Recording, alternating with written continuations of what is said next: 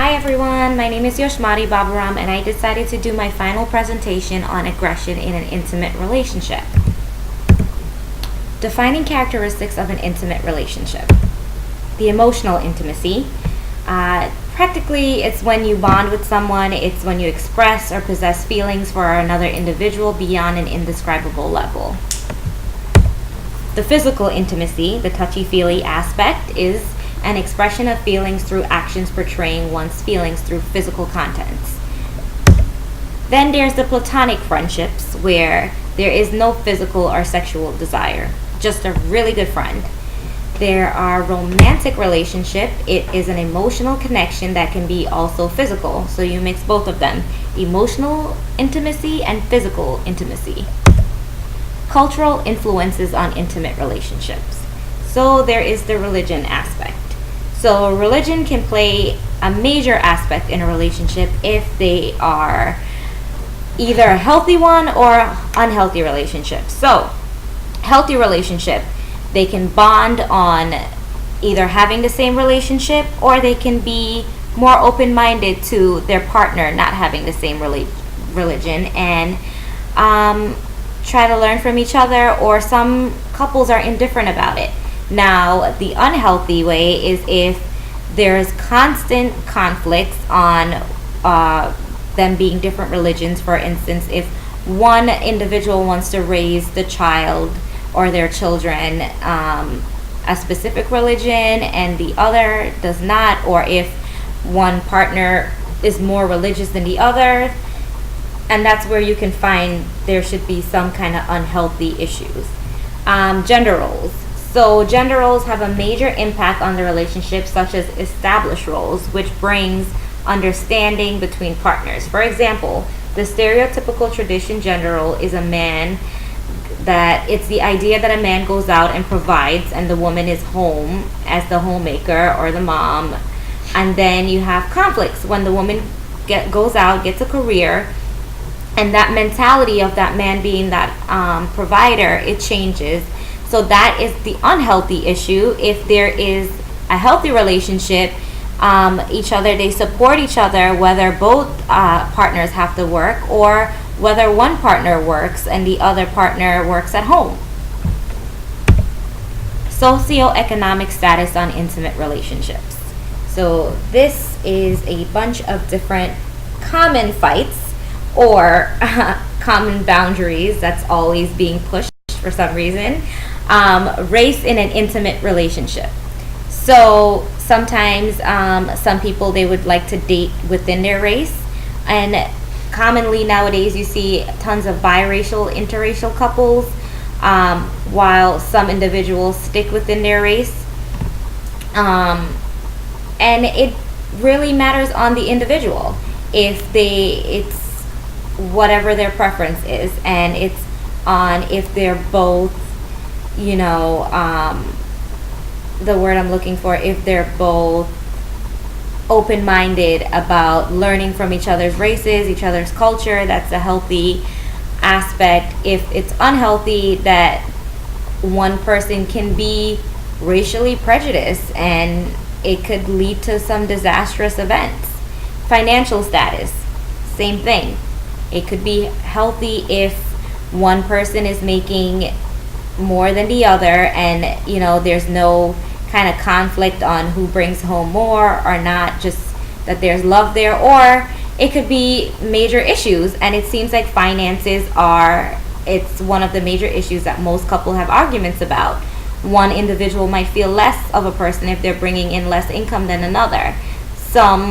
Most of the time the man would like to be the one earning more of an income than a woman. Education level. An education influence on a couple it could influence them to be intimate or less intimate. If they are on the same educational level, they can form a bond, or if they share similar educational interests. Also, education might make the individual more open-minded. Geographical location.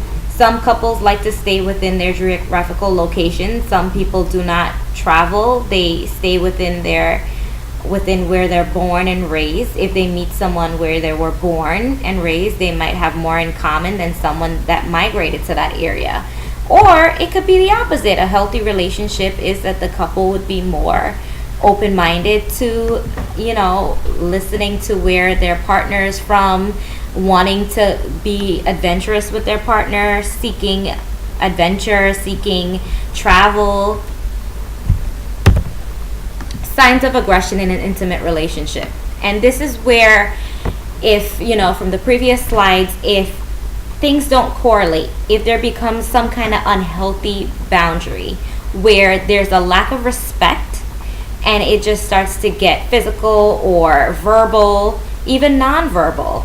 So, some example of physical abuse, that the person gets hit, bitten, scratched, verbal aggression, threatened to hurt another person, threatened to leave, called names, just degrading behavior. Some statistics of abused intimate relationships is 1 in every 4 women will experience domestic violence in her life. Women ages 16 to 24 experience the highest per capita rates of intimate violence. Most cases of domestic violence are never reported to the police. Almost 1/3 of female homicide victims that are reported in police records are killed by an intimate partner. So that's how extreme abuse can get. In 70 to 80% of intimate partners' homicide, no matter which partners were killed, the man physically abused the woman before the murder. There are 16,800 homicides and 2.2 million medically treated injuries due to intimate partner violence annually, which cost about $37 billion. 85% of domestic violence victims are women. Perpetrators in rural communities are 3 times more likely to violate protective order than perpetrators in other population densities. Homicide is the second leading cause of death for pregnant women. The first are car accidents. 2 out of 3 mothers who experience domestic violence at the hands of their partners experience birth control sabotage by a partner. Only 26% of batterers are required to submit to supervised visits with their child. Victims who have restraining orders against their abusers are more likely to secure custody than victims who never filed for a restraining order. So it goes back again, our legal system, they need documentation. 62% of tweens ages 11 to 14 who have been in a relationship say that they know friends who have been verbally abused, called names. Only half of all tweens claim to know the warning signs of bad and hurtful relationships. 1 in 3 teenagers report knowing a friend or peer who has been hit, punched, kicked, slapped, strangled, or physically hurt by their partner. Nearly 1 in 5 teenage girls who have been in a relationship said a boyfriend have threatened violence or self-harm if presented with a breakup. 13% of teenage girls who said they have been in a relationship reported being physically hurt or hit. More than 1 in 4 teenage girls in a relationship, 26%, report repeated verbal abuse. So I decided to start an intervention plan where I would start a not-for-profit organization for victims in abusive relationships. So I will apply for grants from the government, have a board of directors, and it would be like a medical center. So we'll have counselors, medical health counselors, mental health counselors, psychologists, social workers, and we will have financial assistance programs that can assist with, housing, clothing, different financial grants that can help financially for them to find an apartment, get back on their feet, get a job, have an escape plan. There will also be peer leaders that will follow up.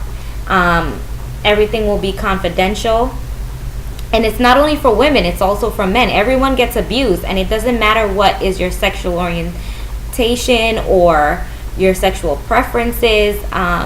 It's whomever is a victim of abuse, especially in intimate relationships. It could be friendships where there's bullying that's occurring, subliminal bullying. But a not-for-profit, I believe, would be the best fit because there's so many different departments. And also nowadays with all the sexual transmitted diseases that can happen from, even sometimes you're in a relationship and you can be raped. There can be, major life diseases that you get, such as HIV or Hep C. And these victims, they're not exposed to going to the doctors or going for physicals. Some of them are so scared to leave their partners that they don't know if they're carrying something, and then they can give it to their partners. So we will have health providers that can educate victims on next steps. We will have different intervention plans, such as confidential questionnaires to know how severe the issues are.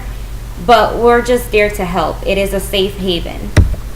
Like I said, once again, it will be confidential. All victims' visits of abuse will remain confidential. We'll have a legal department to help aid in legal matters. I know there's a lot of undocumented abuse that's going on. We will be a safe haven. And just reach out. I will leave my contact information. Thank you, everyone. If you have any questions, you know my email. Have a good night.